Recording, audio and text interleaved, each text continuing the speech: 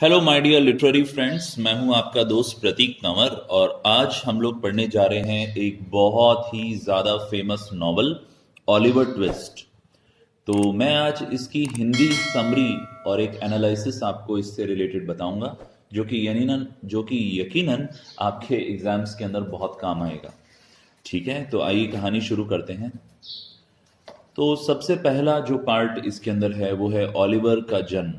एक कुंवारी महिला एक बच्चे को जन्म देती है, एक लड़के को जन्म देती है एक वर्क हाउस के अंदर किसी कस्बे में।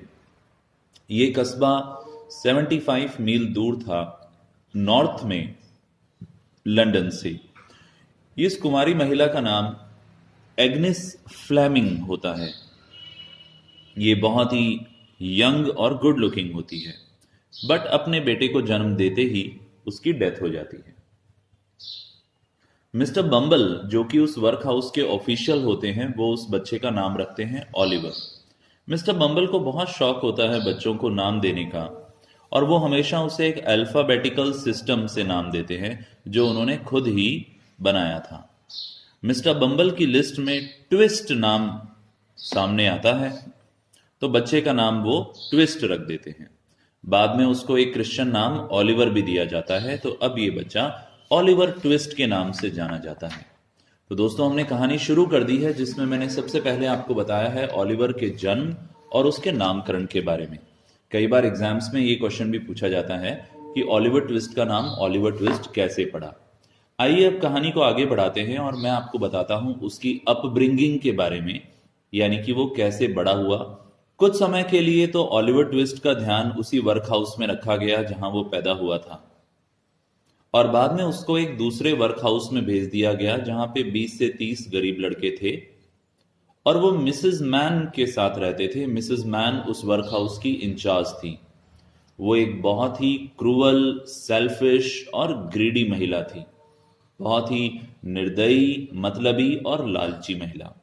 वो बच्चों को बहुत ही कम खाना देती थी, इसलिए बच्चे हमेशा हंग्री रहते थे, भूखे रहते थे। इन वर्क हाउसेस को बहुत ही केयरलेसली चलाया जाता था, तो बहुत सारे बच्चे स्टारवेशन यानी भूखमरी और नेग्लेक्ट यानी लापरवाही की वजह से मर भी जाते थे। किसी ने भी ओलिवर ट्विस्ट के साथ अच्छा बिहेव नहीं किया, किसी ने उसके प्रति सिंपैथी नहीं दिखाई। वो बिल्कुल भी खुश नहीं था इन वर्क हाउसेस में।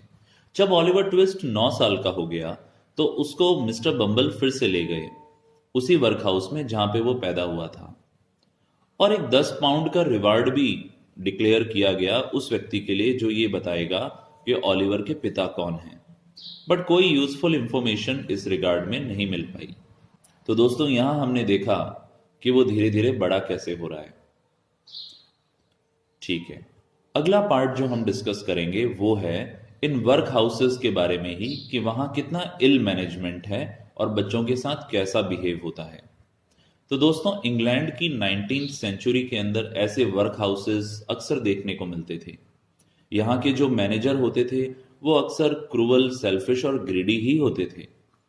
वो अच्छा खासा पैसा खुद रख लेते थे और इन बच्चों की बिल्कुल भी देखभाल नहीं करते थे। जैसे जो पहला वर्क हाउस था, वहां पे हमें पता है कि ओलिवर ट्विस्ट के साथ कैसा व्यवहार होता था, और इस वर्क हाउस में भी ओलिवर ट्विस्ट को खाने को अच्छे से खाना नहीं मिला। इस वजह से वो भूखा ही रहता था। जो डाइट सब बच्चों को दी जाती थी वो सफिशिएंट नहीं थी। लगभग सभी बच्चे सेमी स्टारवेशन से गुजर रहे थे, यानी आधे भूखे रहते थे। बच्चों के बीच एक निराशा थी।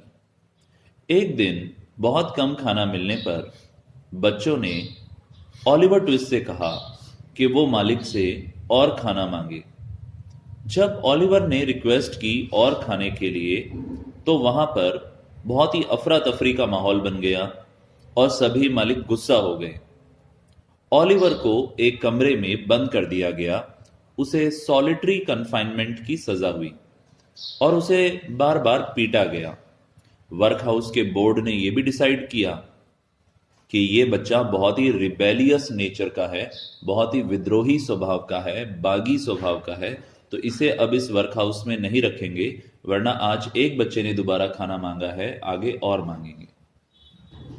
तो अभी इन 2 लास्ट पार्ट्स में हमने देखा इन वर्क हाउस के बारे में। तो एग्जाम्स में यदि वर्क हाउस की कंडीशन के बारे में क्वेश्चन आता है तो ये सभी बातें आपको उसमें लिखनी है। आइए कहानी को आगे बढ़ाते हैं। तो बोर्ड ने डिसाइड किया कि ऑलिवर ट्विस्ट को वर्क हाउस से निकाला जाए और उसे मिस्टर सॉवरबेरी को दे दिया गया। मिस्टर सॉवरबेरी के पास में भी ऑलिवर की जो जिंदगी थी वो मिजरेबल थी, बहुत ही कष्टपूर्ण थी।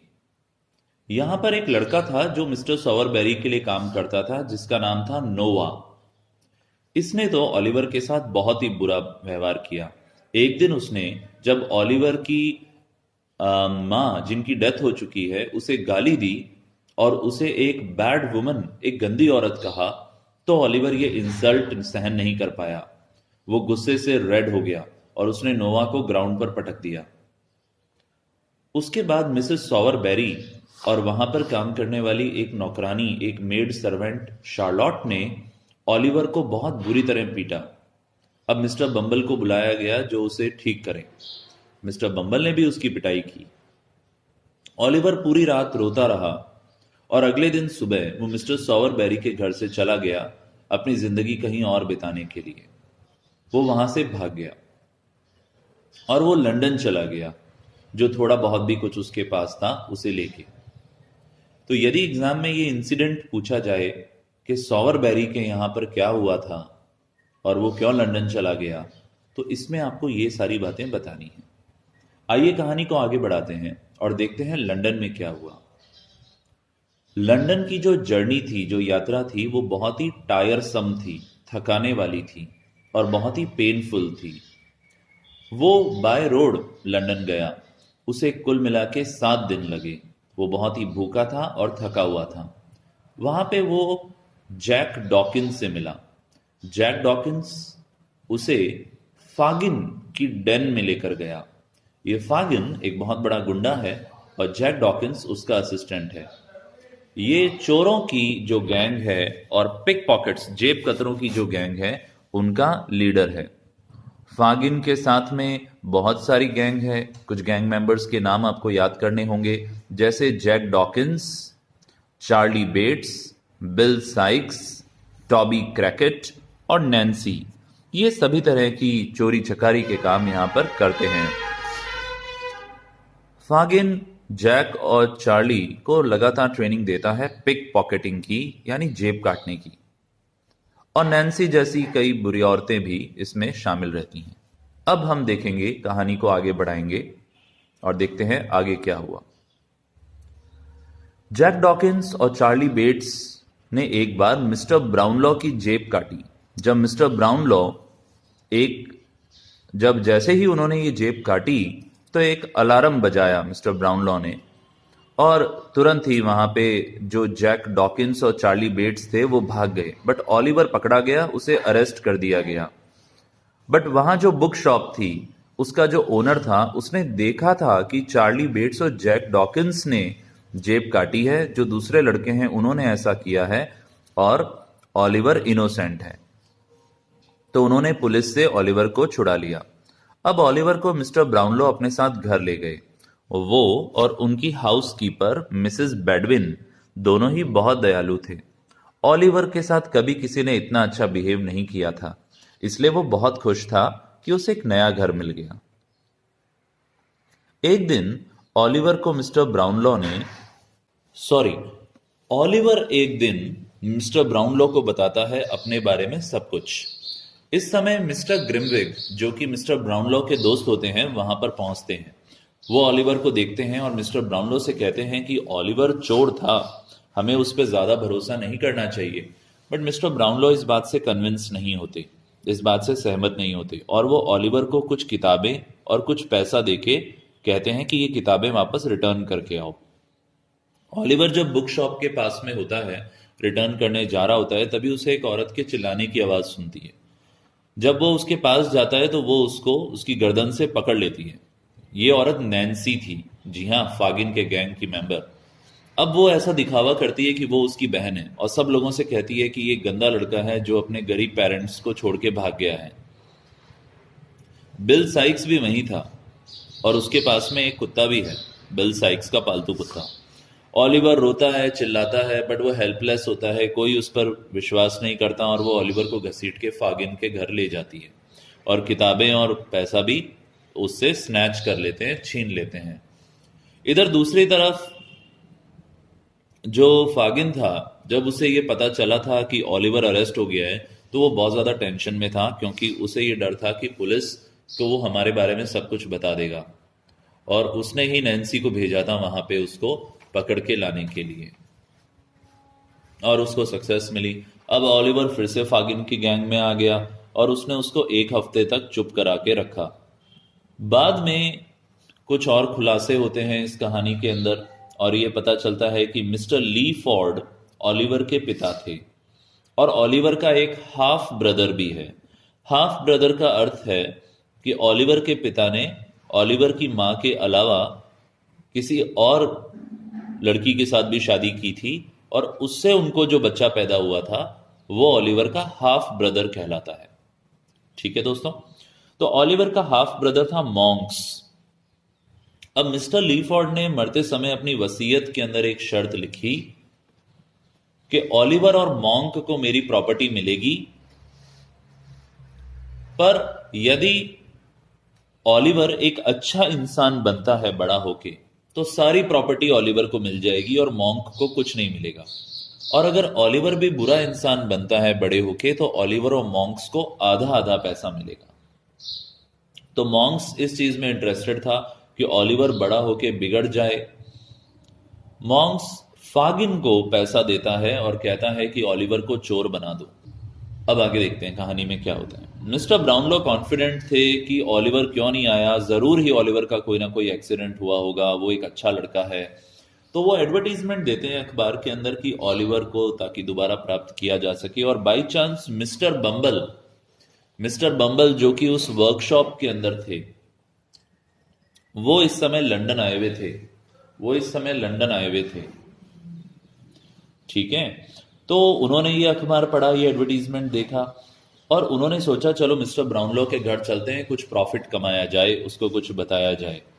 और मिस्टर ब्राउनलो ने ऑलिवर को आके कहा कि वो जो लड़का है, मिस्टर ब्राउनलो को उन्होंने ये बताया कि ऑलिवर जो लड़का है वो कभी नहीं सुधर सकता। मिस्टर ब्राउनलो को बहुत दुख हुआ ये सुनकर और वो बहुत निराश हुए। उधर दूसरी तरफ फागिन के अड्डे पे ऑलिवर से वो किताबें और पैसा छीन लिया गया। ऑलिवर ने बहुत रिक्वेस्ट करी फागिन से कि ठीक है आप मुझे रख लो, बट कम से कम किताबें और पैसे तो मिस्टर ब्राउनलो को पहुंचा दो, पर वो सब उस पर हंसते हैं। एक दिन ऑलिवर को मौका मिलता है और वो कमरे से भाग निकलता है, बट फागिन और उसकी गैंग उसको पकड़ लेती है और वापस ले आती है। चलिए फ्रेंड्स, आगे बढ़ते हैं और देखते हैं अब कहानी का आगे का क्या पार्ट है।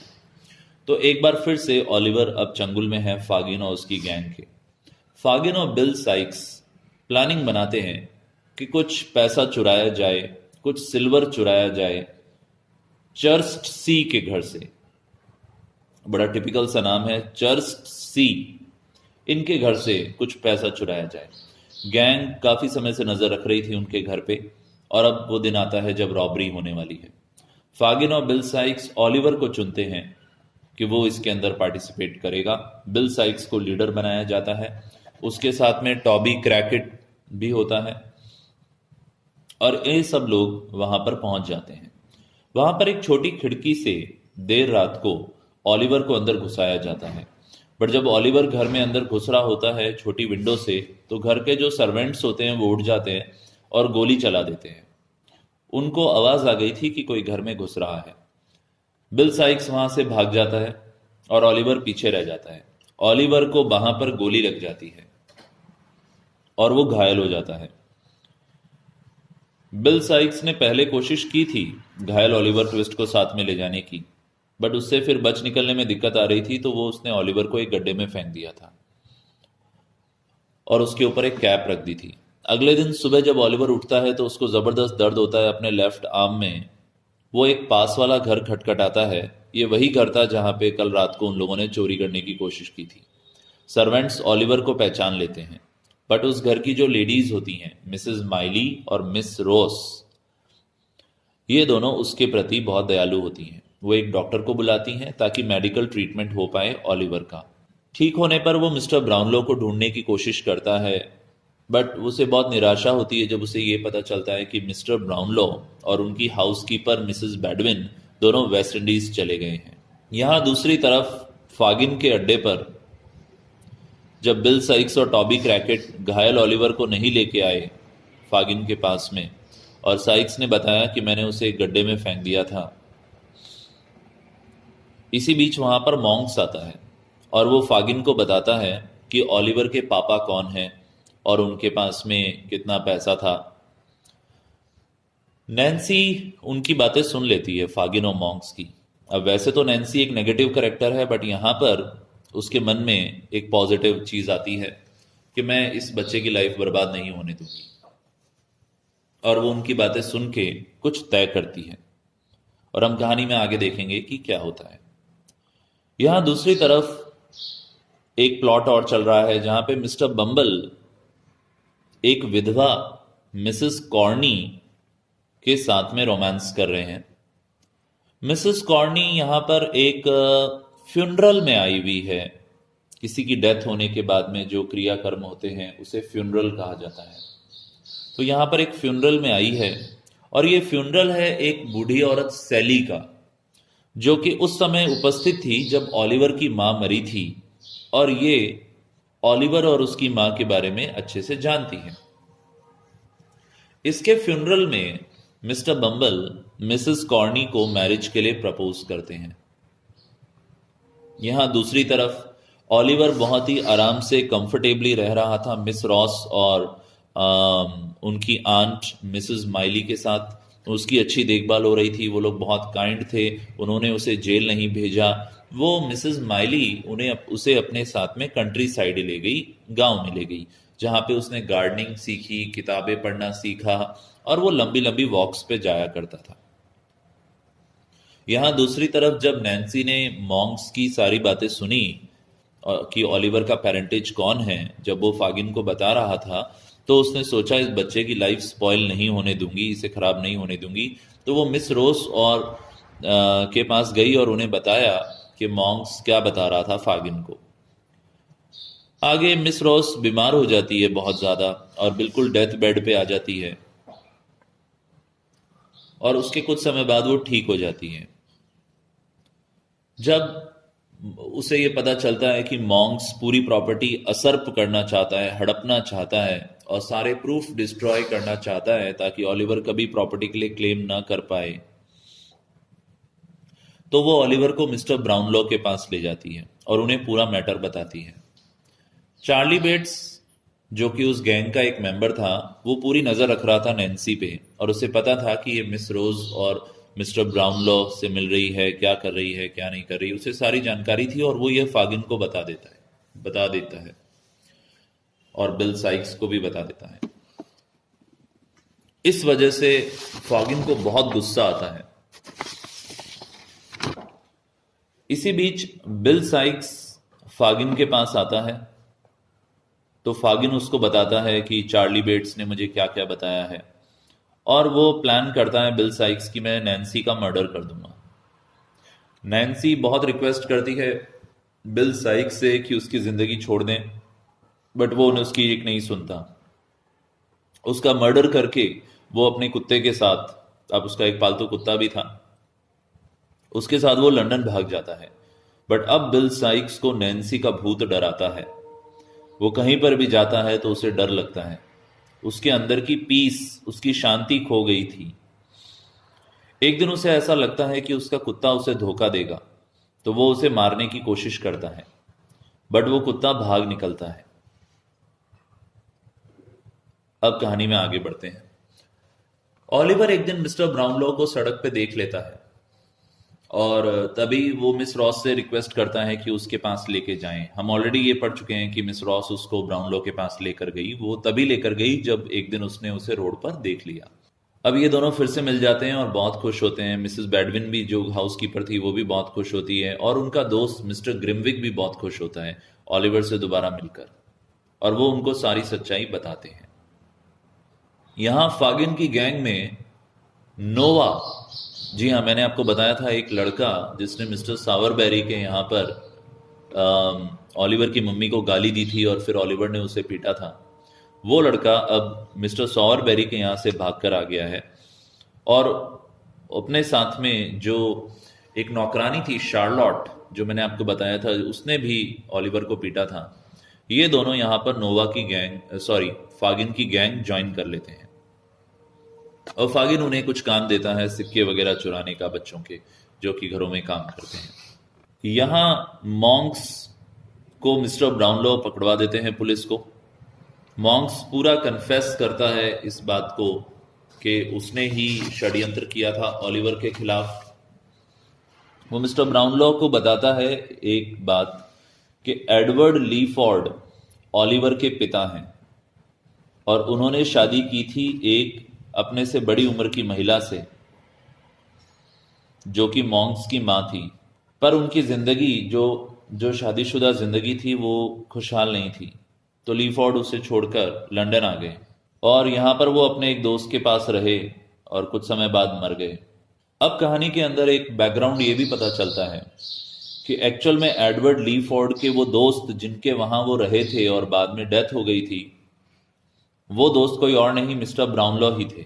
वही उसके बेस्ट फ्रेंड थे और मिस्टर ब्राउनलो के पास में एक तस्वीर भी है लीफोर्ड की प्रेमिका की और वो कोई और नहीं थी, वो ऑलिवर की मां थी। बाद में लीफोर्ड बीमार हो गए थे रोम में और वहां उनकी डेथ हो गई थी। तो यहां पर एक प्रूफ है मिस्टर ब्राउनलो के पास में कि जो एडवर्ड लीफोर्ड थे उनकी प्रेमिका की एक तस्वीर है, ऑलिवर की मां की एक तस्वीर है उनके पास। दोस्तों आगे जाके जो कुत्ता था बिल साइक्स का, वो बिल साइक्स को के पीछे पीछे चला जाता है और बिल साइक्स यहाँ पर बहुत ज़्यादा टेंशन में होता है, बहुत ज़्यादा डिप्रेशन में होता है, उसे लगातार वो भूत डरा रहा होता है, तो वो फांसी खा लेता है। फागिन उधर पकड़ा जाता है और उसको भी मौत की सज़ा होती है। फागिन को पब्लिकली सबके सामने फांसी की सज़ा सुनाई जाती है कि इसको सबके सामने हैंग किया जाएगा। पर अपनी मौत से पहले फागिन ऑलिवर को सारी जानकारी देता है, उन पेपर्स की लोकेशन बताता है, वो सारे प्रूफ जो हैं उसके इनहेरिटेड प्रॉपर्टी को लेकर। ये जो पेपर्स हैं ये इसकी जानकारी उसे मिल जाती है और वो फागिन के पास ही थे। ये ऑलिवर के लिए एक प्रूफ है जिससे वो अपनी प्रॉपर्टी पर क्लेम कर पाएगा। अब दोस्तों कहानी का अंत होता है। मिस रॉस शादी कर लेती है हैरी माइली से। मिस्टर ब्राउनलो ऑलिवर को अपना बेटा बना के गोद ले लेते हैं। चार्ली बेट्स एक खेत में काम करने वाला लड़का बन जाता है। मिसेस माइली भी वहीं रहने लग जाती हैं उनके पास। मिस्टर बम्बल को कहीं जॉब नहीं मिलती, वो आगे जाके एक पॉपर, एक भिखारी बन जाते हैं और अंत में उसी वर्क हाउस के अंदर जहां वो कभी मालिक हुआ करते थे, एक दिन अपनी जिंदगी खत्म कर लेते हैं। और इसी के साथ ऑलिवर ट्विस्ट की ये कहानी खत्म होती है।